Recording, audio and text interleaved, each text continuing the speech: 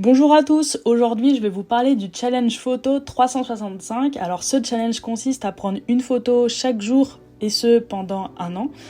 Je vais commencer déjà par l'outil que j'ai utilisé qui est autre que mon smartphone. Mon focus par rapport à ce challenge c'était la créativité. Et la créativité, elle se fait des fois par de la contrainte, mais aussi par moins de contraintes. Et sur ce coup-là, je voulais en avoir moins, c'est-à-dire pouvoir dégainer facilement mon smartphone qui peut tenir partout, aussi bien dans un sac à dos que aussi dans la poche, et ne pas avoir un problème de poids et de toujours sortir mon sac à dos. Donc mon smartphone était finalement le meilleur choix possible, et c'était aussi pour moi la façon de montrer, pas forcément de prouver aux autres mais aussi de me prouver à moi-même que la technologie, alors l'iPhone c'est pas non plus pourri, mais aussi prouver que la technologie ne fait pas tout dans une belle photo. Principalement les photos ont été prises à l'iPhone 10, il y en a peut-être 2-3, même pas, qui ont été prises à l'iPhone 11 Pro. Pourquoi ce challenge? C'est qu'en 2019, je suis partie un an au Canada et je voulais profiter de ce nouvel environnement pour m'améliorer en photo. Découvrir cet environnement d'une autre manière, d'essayer d'aiguiser un peu plus mon œil, d'essayer de sortir de ce que je sais faire, des sentiers battus, et essayer de trouver finalement de nouveaux angles, de créer de nouvelles compositions pour photographier le quotidien. Aussi, pourquoi ce challenge? C'était que voilà, c'est quand même un beau chapitre qui s'offrait à moi, et je voulais finalement imager mon quotidien par quelque chose qui m'avait marqué ce jour-là, et le but était d'imager au mieux ce qui m'avait marqué.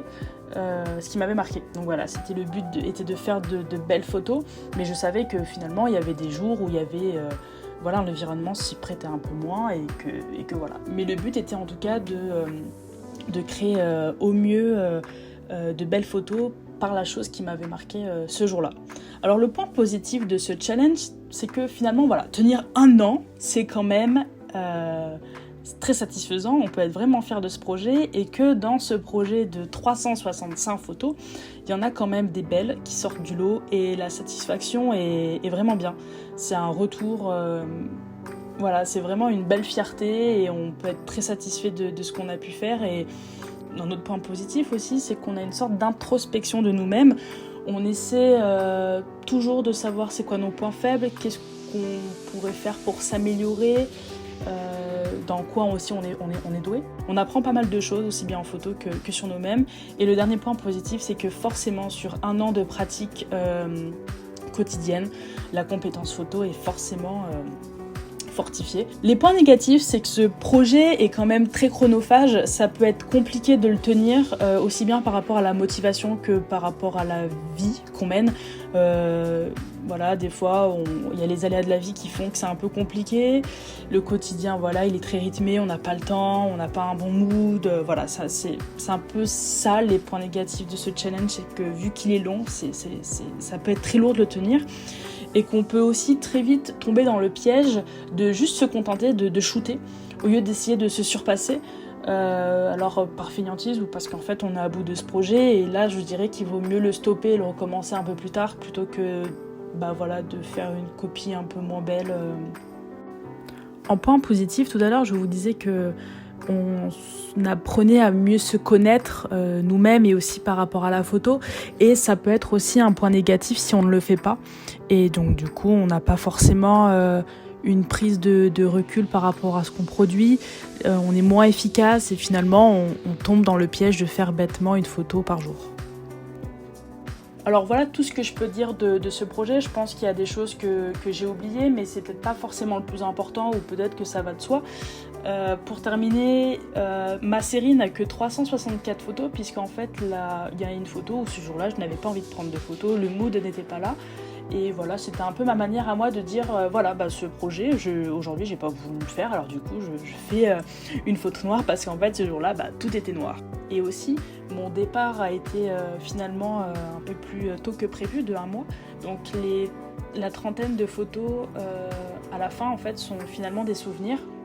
Mais c'est des souvenirs assez pointus qui ont quand même marqué 6 journées, parce que des fois il y a plusieurs souvenirs dans une journée. Donc j'ai profité de ce moment-là pour voilà, les dernières photos sont finalement des belles images de ce qui m'a marqué au Canada.